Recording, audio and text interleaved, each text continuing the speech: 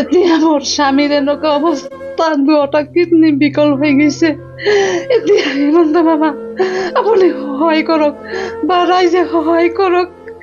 চিৰাং জিলাৰ বিজনী আমগুৰিৰ কলনীৰ পৰা এক হৃদয় বিদাৰক খবৰ পোহৰলৈ আহিছে। অঞ্চলটোৰ বাসিন্দা দীপক দাস বৰ্তমান জীৱন মৃত্যুৰ সৈতে যুঁজ দিছে, কিয়নো তেওঁৰ দুয়োটা কিডনী সম্পূৰ্ণৰূপে বিকল হৈ পৰিছে।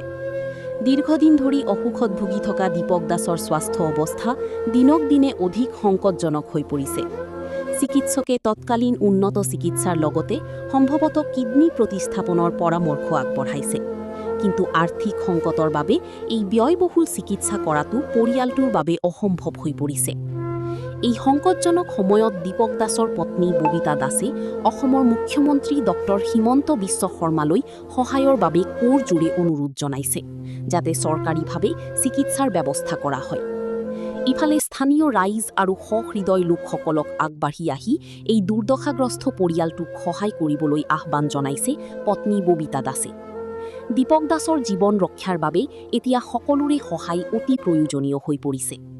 সহায়ৰ বাবে একাউণ্ট নম্বৰ 3376509606 নম্বৰত অথবা স্ক্ৰীনত দিয়া QR কোডত সহায় আগবঢ়াব পাৰি। অধিক তথ্যৰ বাবে যোগাযোগ কৰক 9678582487 যোগাযোগ কৰিব পাৰি। আপোনাৰ অলপ সহায়েই এটা পৰিয়াল পুনৰ জীয়াই উঠিব পাৰি। আহক আমি সকলোৱে সামৰ্থ্য অনুসৰি এই পৰিয়ালটোৰ কাষত থিয় দিওঁ। News desk, Bijni force 24।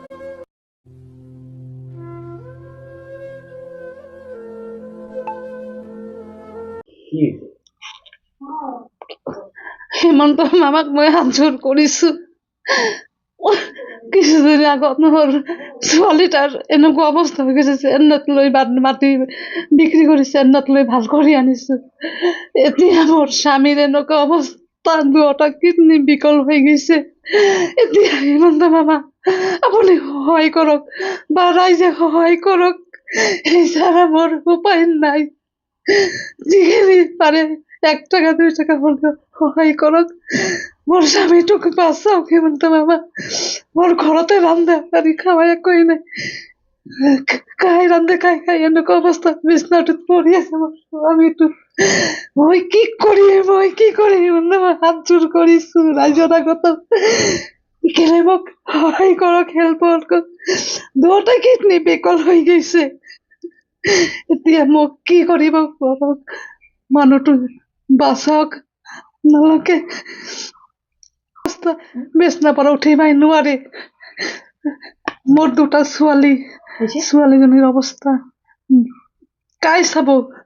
দেউতাকে যদি এনে অৱস্থা হৈছে, ছোৱালী দুটা কাই চাব। মোৰ তাৰ বেটা নাই, দুটাই ছোৱালী। হিমন্ত মামা আপোনাক হাত জোৰ কৰি অনুৰোধ কৰিছো, হিমন্ত মামা আপুনি সহায় কৰক।